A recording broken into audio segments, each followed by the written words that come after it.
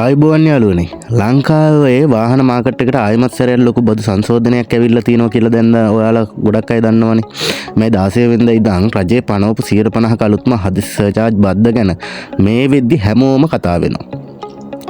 ඉතින් මේ දවස්වල ලංකාවේ ගොඩක් දෙනෙක් උනන්දු වෙන රජයේ නිලධාරීන් පවා මිලදී ගන්න බලාපොරොත්තුවෙන් ඉන්න BAW එහෙම නැත්නම් බිජිම් ඔටෝමොබයිල් වර්ක්ස් වාහනවල මිල ගණන් මේ බද්ද නිසා ඉහළ යයිද?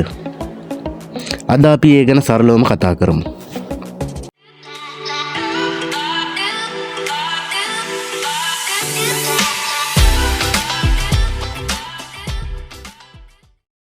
මුදල් අමාත්‍ය ජනාධිපති අනුර කුමාර දිසානායක මහතාට පැවරී ඇති බලතල අනුව නිකුත් කර ඇති මෙම අතිවිශේෂ ගසට් නිවේදනයේ දැක්වෙන්නේ ආනයනික වාහන කාණ්ඩ කිහිපයක් මත දැනට පනවා ඇති රේගු බද්ද 50%කින් ඉහළ දමමින් අධිභාරයක් පනවන බවයි. එම බද්ද අද සිට මාස 3ක් ක්‍රියාත්මක වන අතර ඊයේ දිනට පෙර වාහන ආනයනය සඳහා ණයවර ලිපි නිකුත් කර තිබූ වාහන සඳහා එය බලාත්මක වන්නේ නැහැ. ඒ අනුව පොදු ප්‍රවාහනය, පෞද්ගලික පරිහරණය සහ භාණ්ඩ ප්‍රවාහනය සඳහා වන වාහන කාණ්ඩ කිහිපයක් සඳහා එම බදු පැනවෙනවා. ආනයනකරුවන් පවසන්නේ මෙම බදු පැනවීමත් සමග ඉදිරියේදී වාහන මිල ගණන් සැලකිය යුතු ලෙස ඉහළ යනු ඇති බවයි.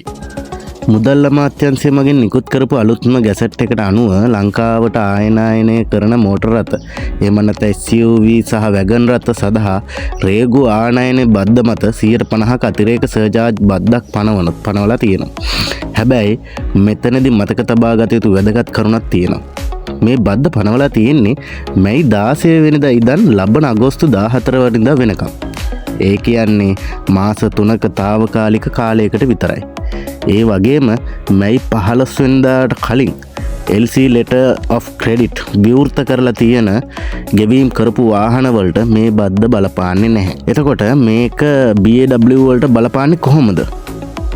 BAW වාහන කාණ්ඩ දෙකක් යටතේ දකින්න ලැබෙනවනේ. පළවෙනි එක තමයි සම්පූර්ණයෙන්ම නිම කරලා කෙලින්ම ලංකාවට ආනයනය කරන BAW මාදිලි.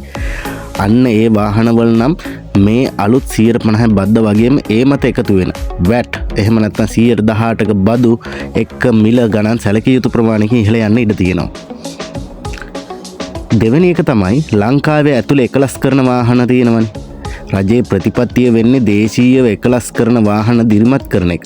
ඒ නිසා කෙලින්ම ඉම්පෝර්ට් කරන වාහන වලට වදින ලොකු බර මේවට වදින්නේ නැහැ. හැබැයි උපාංග ගෙන්වීමේදී එහෙම නැත්නම් අපි මේ වාහන වලට ස්පෙයා පාර්ට්ස් ඒ දේවල් ගෙන්වීමේදී මිල ගණන් අනිවාර්යෙන් වැඩි වෙන්න පුළුවන්.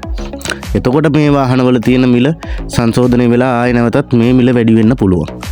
එතකොට ඒ සම්බන්ධව මම මේ වෙනකොට කෝල් එකක් අරගත්ත බ්‍රවුන්ස් ආයතනයට. බ්‍රවුන්ස් ආයතනයේ දැන් තියෙන තත්ත්වය මොන වගේද?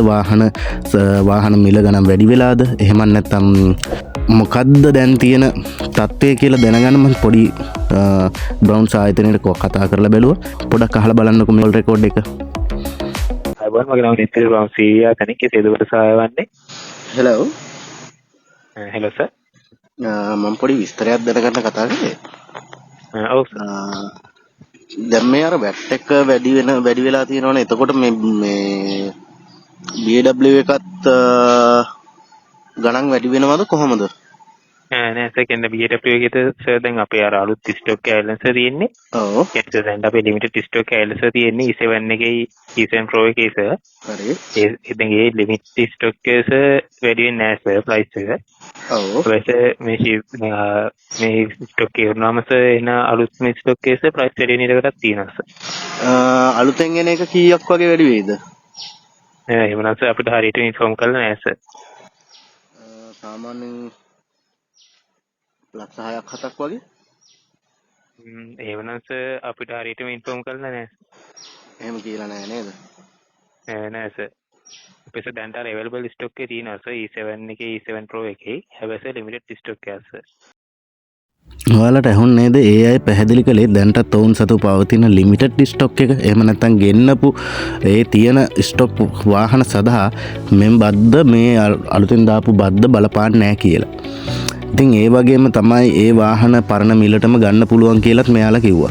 හැබැයි ඉදිරියේදී රජය විසින් මේ බද්ද දිගටම පවත්වාගෙන ගියොත් අලුතින් වාහන ආයතන ආනයනය කරනකොට බදු බර මෙලෙසම පැවතුනොත් ඒ වාහනවල මිල ගණන් අනිවාර්යෙන්ම ඉහළ යන බව තමයි එයාලා කිව්වේ. ඉතින් ඔයාලා ඉදිරියේදී BMW හෝ වෙනත් වාහනයක් මිලදී ගන්න හිතාගෙන ඉන්නවනම් මේ දවස්වල හොඳම දේ තමයි මේ 15 වෙනිදාට කලින් LC දාලා ලංකාවට ගෙනාපු හෝ දැන්ටමත් ලංකාවේ ෂෝරූම් වල තියෙන වාහන ගැන හොයලා බලන එක. මොකද ඒවට මේ අලුත් ටැක්ස් එක එකතු වෙන්නේ නැති නිසා පරණ මිලට ගන්න අවස්ථාව තියෙනවා. මේ වගේ වාහන වෙළඳපොලේ අලුත්ම තොරතුරු ඉක්මනින්ම දැනගන්න අපේ channel එක page එක subscribe කරලා like කරලා set වෙන්න. ඔයාලගේ අදහසුත් පල්ලෙහින් comment කරන්න. තවත් වීඩියෝ එකකින් හම්බ වෙනකන් ඔයාලා හැමෝටම සුබම සුබ දවසක්.